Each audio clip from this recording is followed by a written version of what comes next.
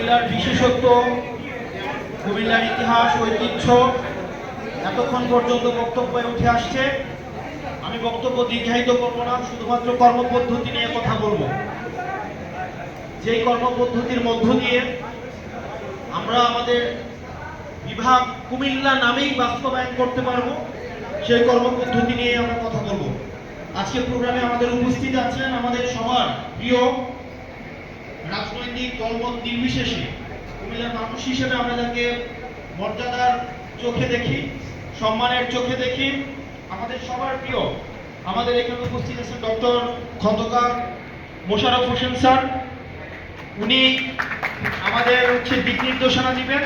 আর আমি আমার জায়গা থেকে একটা বিষয় আমি স্পষ্ট করছি, এই অন্তর্বর্তীকালীন সরকারে কুমিল্লার যারা যারা আছেন, বিশেষ করে এলজিআরডি মন্ত্রী আসিফ মাহমুদ আছেন, আসিফ মাহমুদ সজীব ভুইয়া, আরো উপস্থিত আছেন আলী ইমাম মজুমদার, উনি খাদ্য মন্ত্রণালয়ের দায়িত্বে রয়েছেন। আমাদের আসিফ নজরুল স্যার, উনিও কিন্তু কুমিল্লা মুরাদনগর হোমনার। আমাদের মনে হয় আমরা যে আন্দোলন, রাস্তার মধ্যে আন্দোলন আমাদের অব্যাহত রাখতে হবে, এই সেমিনার সিম্পোজিয়াম অব্যাহত রাখতে হবে। ইলিয়াস আঙ্কেল যেটা বলেছেন, আমাদের হাতিয়ার তো আছেই, ঢাকা চিটাগং যে মহাসড়ক, এই মহাসড়ক এটা তো আমাদের আছেই। এটা কিভাবে দখল নিতে হয় সেই জিনিসটা আমাদের জানা আছে, ওইটাকে আমরা এটাকে আমরা আমাদের মতো করে এটাকে নিয়ন্ত্রণ নিব।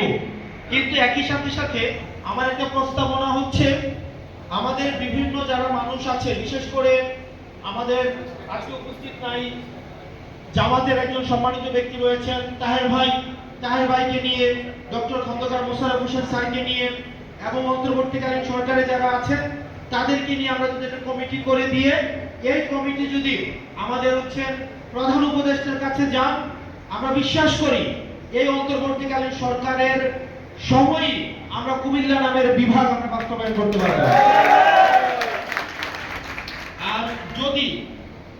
আর যদি এই পরে যদি আমাদের বাস্তবায়ন না হয়, সেক্ষেত্রে আমাদের আন্দোলনে কিভাবে মাঠের আন্দোলনের মধ্য দিয়ে আদায় করতে হয়, সেই আন্দোলনে আপনারা আমাকে অবশ্যই সামনে পাবেন।